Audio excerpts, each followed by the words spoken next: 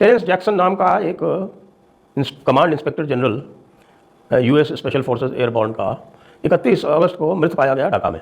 हम कुछ अजीब चीजें होते हुए देख रहे हैं पिछले 2 हफ्तों के अंदर। अमेरिकी स्पेशल फोर्स के एहलकार की ढाका के सबसे बड़े होटल में पुरस्कार हलाकत का ताल्लुक। और सबसे बड़ी चीज, ध्यान से सुनिए, इंडियन मिलिट्री इंटेलिजेंस के ऑफिसर्स 4 दिन तक बांग्लादेश के अंदर थे और इसकी इतला किसी और मुल्क से नहीं बल्कि रशियन प्रेसिडेंट व्लादिमीर पुतिन की तरफ से नरेंद्र मोदी को दी गई थी। वो ये कह रहे हैं नाज़रीन इकराम के even during the SCO summit America के पास भी ये खबर पहुंची कि एक गाड़ी के अंदर व्लादिमीर पुतिन के साथ नरेंद्र मोदी ने एक इंतहाई खुफिया मीटिंग की। मोदी सरकार जहां पूरा जोर शोर के साथ जंग की तैयारियां कर रही है, वहां इसने जंगी सनत में खुद नजारी का नया नारा भी अपनी कौम को दे दिया। आपने प्रधानमंत्री को विदेश दौरा इग्नोर करता कब देखा है?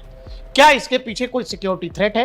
क्या यह सिक्योरिटी थ्रेट वाली कहानी इस वाली तस्वीर से जुड़ती है जिसमें बताया गया कि नरेंद्र मोदी को व्लादिमीर पुतिन ने कोई सीक्रेट जानकारी दी जो वो नहीं चाहते थे कि चीन में कहीं और बताई जाए, और यही कारण है कि प्रधानमंत्री नरेंद्र मोदी और व्लादिमीर पुतिन के बीच राष्ट्रपति पुतिन की कार में 45 मिनट तक बातचीत हुई। फिर मैंने ये अमेरिकी अफसर की तस्वीर क्यों लगाई है, इसका और इस वाली तस्वीर का क्या लेना देना है? जब आप ये समझेंगे तो आपको ये समझ में आएगा दुनिया में बहुत बड़ा पावर गेम चल रहा है और पावर शिफ्टिंग का ये दौर है। इसमें हर खिलाड़ी को बहुत समझदारी से काम लेने की जरूरत है।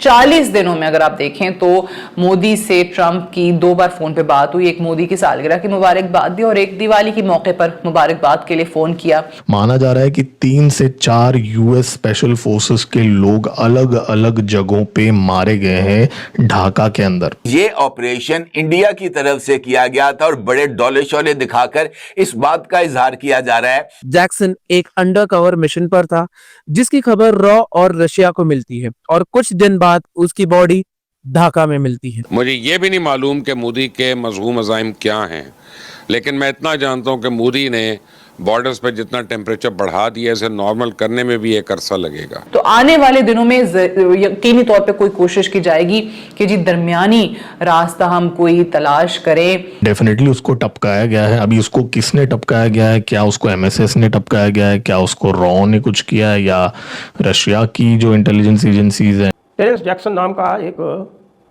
Command inspector general US special forces airborne का 31 अगस्त को मृत पाया गया ढाका में। ढाका के होटल के रूम नंबर 808 में उसकी लाश मिलती है और उसके बाद फिर यहाँ चारों तरफ उसकी बातचीत होने लगती है। फिर उसको लिंक कर दिया जाता है एससीओ से कि साहब ये जो टेरेंस जैक्सन था वो भेजा गया था प्रधानमंत्री मोदी जी को मारने के लिए, और उसका काम था एससीओ में 31 अगस्त को, यानी 31 अगस्त को ही उसकी लाश मिलती है ढाका में होटल वेस्टर्न में।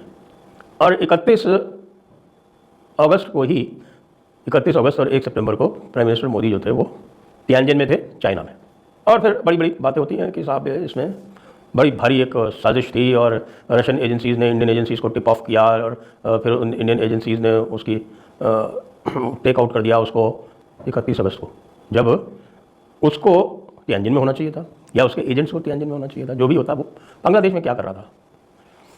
तो ये एक बड़ी ज़बरदस्त एक कंस्पिरेसी थ्योरी चल रही है और उसको एससीओ से लिंक करके बहुत बड़े बड़े यूट्यूब चैनल भी उसको चला रहे हैं। लेकिन आपकी नजर हटी और दुर्घटना कभी भी घट सकती है, और यही कारण है कि एक साथ 2 दोस्तों ने यह तय किया कि व्लादिमीर पुतिन संभवतः साउथ अफ्रीका नहीं जाएंगे, दूसरी तरफ नरेंद्र मोदी मलेशिया नहीं जा रहे हैं।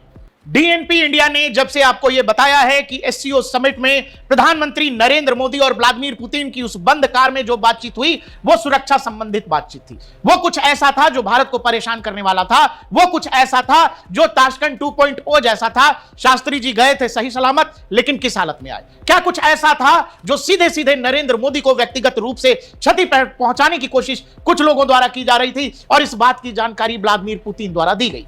और अब आपको सोशल मीडिया पर इस तरह की तमाम आशंकाएं, संदेह लोग लिखते बोलते बताते नजर आ जाएंगे, जिसमें इस आदमी का नाम आ रहा है जो है अमेरिकी अफसर जैक्सन। और यही वो जैक्सन है जिसका बांग्लादेश के एक होटल में शव मिला था। वो अमेरिकी अफसर जो कई महीनों से ढाका में रह रहा था, और इसका शव, बड़े आश्चर्य और संयोग की बात है, उसी दिन मिला उसी 31 अगस्त को, जिस दिन प्रधानमंत्री नरेंद्र मोदी और व्लादिमीर पुतिन की एससीओ में तांजीन में राष्ट्रपति पुतिन की कार में बैठक हुई, ये दोनों तारीखें एक ही हैं, 31 अगस्त को। जॉनसन के बारे में लोग क्या लिख रहे हैं? जॉनसन के बारे में लिख रहे हैं कि जॉनसन का जॉब था, उसे टारगेट दिया गया था नरेंद्र मोदी के रूप में, और साथ ही यह बांग्लादेशी सरकार को सेंट मार्टिन आइसलैंड के लिए ब्लैकमेल कर रहा था। मतलब अमेरिका सेंट मार्टिन आइसलैंड किसी भी हालत में हासिल करना चाह रहा था। आया हूं इसकी तारीफ गया था उसकी खुशी मना रहे हो कि लौटा हूं कि उसकी खुशी? उस समय जब उन्होंने कहा तो लोगों को लगा कि वो कुछ ऐसी ही बात है जो उन्होंने कह दी, लेकिन आप उस यात्रा के जब पीछे जाते हैं तो वो याद आता है कि पुतिन उनके साथ बैठे हैं। यकायक पुतिन ने अपने सारे प्रोग्राम को रोक दिया और खुद खड़े हो गए और इंतजार करने लगे मोदी का। और आप हैरान हो जाएंगे, 15 मिनट तक पुतिन ने इंतजार किया।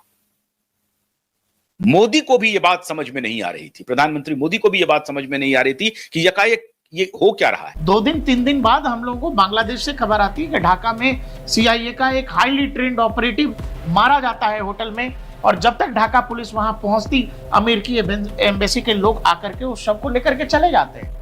कर्नल जैक्सन कोई नेचुरल मौत तो नहीं मरे थे।